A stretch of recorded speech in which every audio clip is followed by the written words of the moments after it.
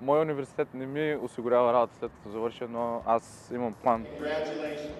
Завършването на колеж е една от най-важните стъпки в живота на младите хора. Образованието тук в Америка е предпочитано пред много други страни, защото висшите учебни заведения успяват почти веднага да осигурят работа на студентите, след като обучението приключи. Ивайло Манушев завършва до година инженерни науки в University of Illinois, но сега няма подсигурена работа. Какво искам да работя е да се занимавам с роботи, естествено.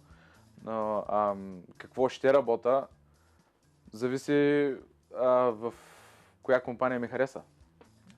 Винаги мога да си променя решението и да смена на нещо друго. Не съм завързан за едно място. The Job Hunt – процесът в търсене на работа след завършване, както го наричат американците, понякога не е лека задача. Много млади хора, които сега завършват, прибягват до съветите на специалисти, които да ги насочат към дадена професия. На първо време, дори тя да не им харесва. This is a time that you can really use to try different things, work on different teams, volunteer, take that internship. Keep your eyes open because you really don't know yet. Според Брукс, която съветва младите студенти за правилните стъпки спрямо техните кариери, за завършващите е също толкова важно да знаят какво точно не искат да правят, както и да знаят точно какво искат и как да се развият. Ивайло Манушев е наясно със своя път на развитие, година преди да завърши, а и контактите, които има, му дават спокойствие. Инженери по-лесно се намират работа, защото са търсени. Но ние почваме да си търсим работа поне 6 месеца преди да завършим.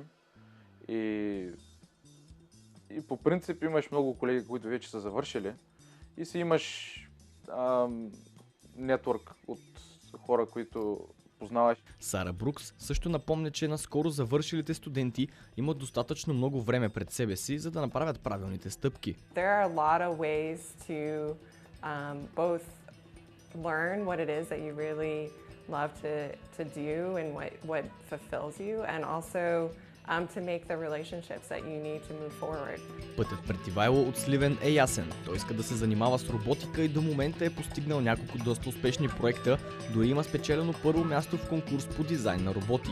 Той казва, че му остава още една година и няма нужда от съветите на никой, за да стигне там, където иска. Знам какво искам и как да го постигна и на мен такъв човек не ми трябва. Въпреки това, ако не сте толкова сигурни какъв път да изберете, съветите на специалисти може да са ви от полза. За BIT новините Уикенд аз съм Мирослав Балабанов.